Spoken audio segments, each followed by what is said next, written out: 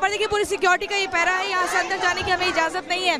लेकिन आपको बताते हैं यही सबसे कुछ देर बाद सीबीआई की टीम बाहर निकलेगी और ये माना जा रहा है कि लंबी अभी जो इन्वेस्टिगेशन है वो चल सकती है। 1 घंटे से ज़्यादा का वक्त हो चला है और तीसरे फ्लोर पर सेमिनार हॉल में सीबीआई टीम की मौजूदगी है। आपको बता दें बीते दिन ही हाईकोर्ट की तरफ से सीबीआई को इस मामले की जांच सौंपी गई है, क्योंकि लगातार जितने डॉक्टर्स ड्यूटी पर प्रदर्शन पर बैठे हुए हैं अपनी ड्यूटी छोड़कर, उनका यही कहना था कि मामले में निष्पक्ष जाँच होनी चाहिए, इम्पार्शियल प्रोब होनी चाहिए। और जब तक ऐसा नहीं होगा तब तक ये प्रदर्शन चलता रहेगा, क्योंकि इन छात्रों को पूरी तरीके से ये सद्दे हैं कि इस घटना में एक नहीं बल्कि कई आरोपी इन्वॉल्व हैं जो खुले आसमान में आराम से घूम रहे हैं, उनको सलाखों के पीछे भेजना चाहिए। प्रिंसिपल को लेकर भी नाराजगी व्यक्त कर रहे हैं। हालांकि इस अस्पताल के प्रिंसिपल प्रोफेसर संदीप घोष को लेकर हाईकोर्ट ने भी नाराजगी दिखाई थी और हाईकोर्ट ने सीधे तौर पर यह कहा कि प्रिंसिपल से सवाल जवाब क्यों नहीं हुए, प्रिंसिपल कैसे अपना आसानी से इस्तीफा देकर जाते हैं और 12 घंटे के भीतर ही उन्हें दूसरी जगह पर नियुक्ति मिल जाती है। इसको लेकर हाईकोर्ट ने सवाल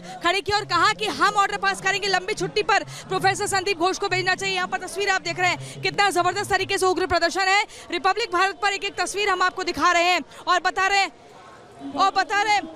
कि सीबीआई की टीम अभी अब से कुछ देर बाद बाहर आने वाली है। इसी पर एक रिपोर्ट हम आपको दिखाते हैं और उसके बाद ग्राउंड जीरो से एक तस्वीर दोबारा पहुंचाएंगे।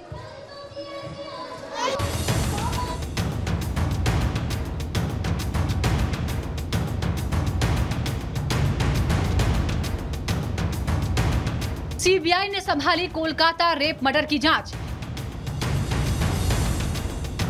केस की नए एंगल से सबूतों की होगी पड़ताल। कोलकाता के लेडी डॉक्टर रेप और मर्डर केस की सीबीआई जांच शुरू हो गई है। कोलकाता हाई कोर्ट के आदेश के कुछ ही घंटों बाद सीबीआई ने इस केस को पूरी तरह से टेक ओवर कर लिया है।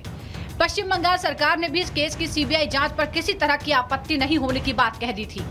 पीड़ित परिवार के साथ ही प्रदर्शनकारी डॉक्टर भी इस कांड की सीबीआई जांच की मांग कर रहे थे। आरोप है कि हैवानियत भरी इस घटना की जांच में कोलकाता पुलिस लापरवाही बरत रही थी, जिसके बाद इस मामले में कलकत्ता हाई कोर्ट का दरवाजा खटखटाया गया था, जिस पर कोर्ट ने सेंट्रल एजेंसी को इस केस का जिम्मा सौंप दिया। इस कांड में कुछ ऐसे सवाल हैं जो पुलिस की जांच पर सवाल खड़े कर रहे हैं। इतनी भयानक घटना को आरोपी ने अकेले कैसे अंजाम दिया? क्या आरोपी की मदद किसी और शख्स ने की थी? आरोपी को सेमिनार रूम और पीड़िता के बारे में पहले से पता था? क्या ड्यूटी पर तैनात किसी दूसरे स्टाफ की भूमिका की जांच की गई? क्या आरोपी का किसी सरकारी कर्मचारी या किसी रसूखदार शख्स से कोई संबंध है? मेडिकल कॉलेज जैसी भीड़ वाली जगह पर किसी ने पीड़िता की चीख कैसे नहीं सुनी? वारदात को पहले सुसाइड क्यों बताया गया? इसके लिए किसने आदेश दिया था? घटना स्थल के पास अचानक तोड़फोड़ का काम क्यों शुरू कर दिया गया? दरअसल सीबीआई की टीम के आरजी कर मेडिकल कॉलेज पहुंचने से पहले ही उस सेमिनार हॉल में जहां इस घिनौनी वारदात को अंजाम दिया गया, उससे सटे हिस्से में तोड़फोड़ और निर्माण कार्य शुरू कर दिया गया। इस वारदात में फोरेंसिक जांच और उससे मिले सबूत बेहद अहम है, लेकिन घटना स्थल के पास ऐसे तोड़फोड़ से सबूतों के नष्ट होने का खतरा पैदा हो गया। अब सवाल यह है कि सीबीआई टीम के आने से पहले किसके आदेश पर आनन फानन में तोड़फोड़ की जाने लगी? आपको बता दें कि बंगाल सरकार ने राज्य में सीबीआई की एंट्री बैन कर रखी है, लेकिन इस खौफनाक वारदात के बाद बंगाल सरकार को भी सीबीआई जांच में कोई आपत्ति नहीं है। माना जा रहा है कि सीबीआई उन अनछुए एंगल की तफ्तीश करेगी जो अभी तक जांच का हिस्सा नहीं थे। Bureau report, Republic Bharat.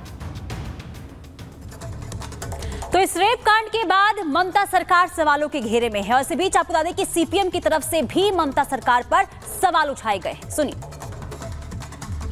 TMC की सरकार है, ऐसा लगता है कि मेडिकल कॉलेज के जो हेड हैं उनके साथ ममता जी के बहुत अच्छे संबंध हैं, इसीलिए जब उन्होंने इस्तीफ़ा दिया इतने दिनों के बाद तो 4 घंटे के अंदर उनको इससे भी बड़े मेडिकल कॉलेज का हेड बना दिया गया।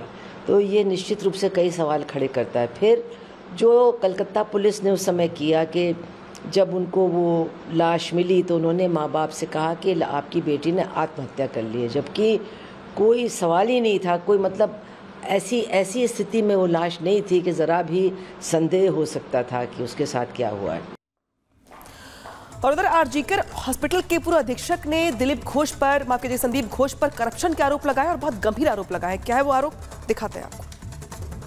वो बहुत ही करप्टेड आदमी है। वो आरजीकर मेडिकल कॉलेज में स्टूडेंट लोगों को फेल कराना, टेंडर ऑर्डर देकर के 20% कमीशन लेना और ये हॉस्टल वगैरह अलॉटमेंट में पैसा लेना और स्टाफ सिलेक्शन कमीशन, मतलब आरजीकर में जो भी काम होता था, पोस्टिंग हो, ट्रांसफर हो, हाउस स्टाफशिप हो, सब जगह वो पैसा खाते थे। सिर्फ यही नहीं, गेस्ट हाउस में जूनियर जो स्टूडेंट है उन लोगों को बैठ करके शराब वगैरह पिलाते थे और उन स्टूडेंट लोगों से आंदोलन भी करवाते थे। मतलब एक माफिया राजा बोल सकते हैं। मैंने अपनी पूरे कैरियर में इतना गंदा इंसान नहीं देखा। और वो खुद उनके सिक्योरिटी के लिए 20 आदमी था प्लस 4 आदमी बाउंसर को लेके चलते थे। हमने तो फिल्म स्टार को देखा बाउंसर लेके चलते हुए, किसी प्रिंसिपल को अपनी जिंदगी में नहीं देखा। तो रिपब्लिक भारत सवाल पूछ रहा है कि आखिर सबूत किसने मिटाए निर्भया को, कोलकाता की निर्भया को इंसाफ कब मिलेगा। ये तमाम सवाल हैं जिनका जवाब अब चाहते हैं रिपब्लिक भारत के दर्शक भी और रिपब्लिक भारत भी। सबूतों से छेड़छाड़ की कोशिश आखिर किसने की, क्यों नहीं सील किया गया उस सेमिनार रूम को जिसमें घटना हुई है, और क्या आरोपी सिर्फ संतोष है या उसके साथ और लोग भी इसमें शामिल रहे इस कुकृत्य में। ये तमाम सवाल हैं जिसकी जांच अब चल रही है।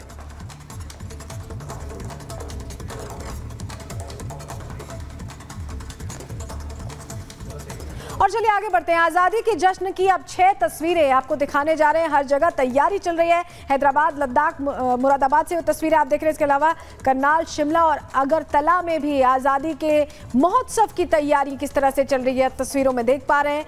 हर घर तिरंगा अभियान की धमक भी हम यहाँ देख रहे हैं, जिसका खुद प्रधानमंत्री ने जिसके लिए सभी से अनुरोध किया था। तस्वीरें हैदराबाद, लद्दाख, मुरादाबाद, करनाल, शिमला और अगरतला की आपको दिखा रहे हैं। किस तरह से आज़ादी के रंग में पूरा देश के अलग अलग हिस्से नहाए हुए नजर आ रहे हैं तस्वीरों में आप देख रहे हैं। और ये उत्साह कल और तेज होने वाला है, क्योंकि कल वो दिन होगा जिस दिन आज़ादी का महोत्सव हम मनाएंगे। तो ये तस्वीरें अलग अलग जगहों से सामने आ रही हैं। और देखिए हर जगह तिरंगा अभियान की भी धमक हम देख रहे हैं। बारामूला में भी करीब 2.5 किलोमीटर लंबे तिरंगे झंडे के साथ यात्रा निकाली गई है। वहां भी लोगों में काफी उत्साह देखा गया। और ये देखिए तस्वीरें आपको एरियल व्यू से दिखा रहे हैं, एरियल एंगल से दिखा रहे हैं, जहां 12 किलोमीटर तिरंगा यात्रा निकाली गई है। और ये तस्वीरें अपने आप में खास हैं, क्योंकि तिरंगे के उन 3 रंगों को समेटे हुए इस उत्सव को मनाने की तैयारी, स्वतंत्रता का जश्न मनाने की तैयारी आप देख पा रहे हैं। बारामूला से भी खूबसूरत तस्वीरें सामने आ रही हैं और अयोध्या में भी आप तिरंगा यात्रा देख रहे हैं। तो ये जो तस्वीरें हैं पूरे देश को एक रंग में समेटती ये तस्वीरें स्वतंत्रता दिवस की तैयारी के रूप में एक दिन पहले तिरंगा यात्रा निकालने की तस्वीरें सामने आ रही हैं।